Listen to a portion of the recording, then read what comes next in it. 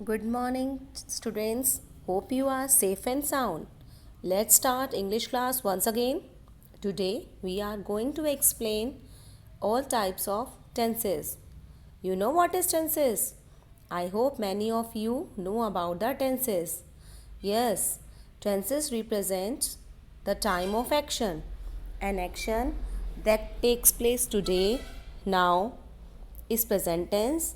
An action that took place an hour ago, a day ago is past tense. An action will take place tomorrow and in future is future tense.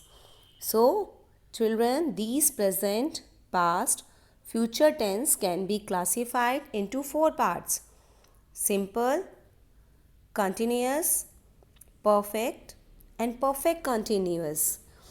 Before proceeding, I want to tell you about the subject. Kids, in subject I, both singular, plural both, we, you, they, plural subject, he, she, it, they, singular subject. Let's start simple present tense. Kids, simple present tense we would use to describe our habitual action such as I get up early in the morning, to express universal truth such as the sun rises in the east. So these are the simple present tense. Now, in simple present tense, we would use S or ES along with singular subject and verb first form without S or ES in plural subject. So, look at the example. I go to school for plural. The boy goes to school S or ES for singular.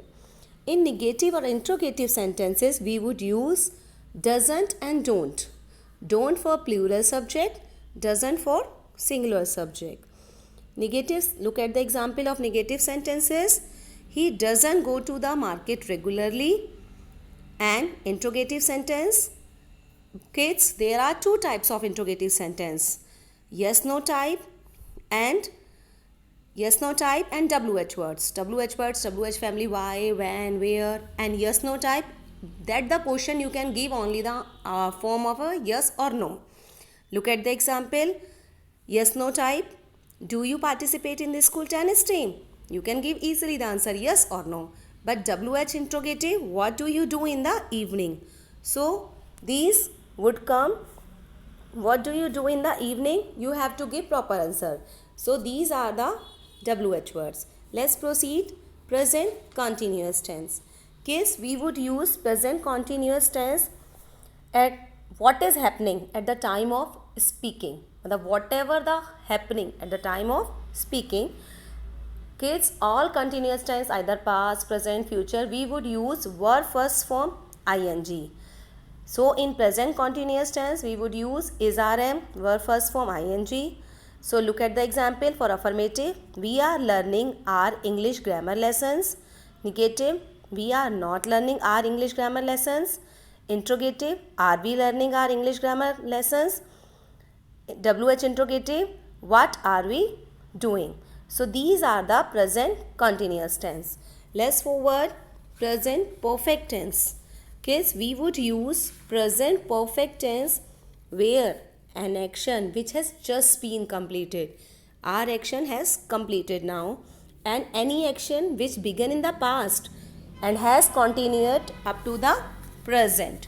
In affirmative sentences, be careful, all perfect tenses we would use has, have and verb third form. In all perfect tenses we would use verb third form. V3 would be used all perfect tenses. So in present perfect tense, has for singular, have for plural subject. So look at the example affirmative.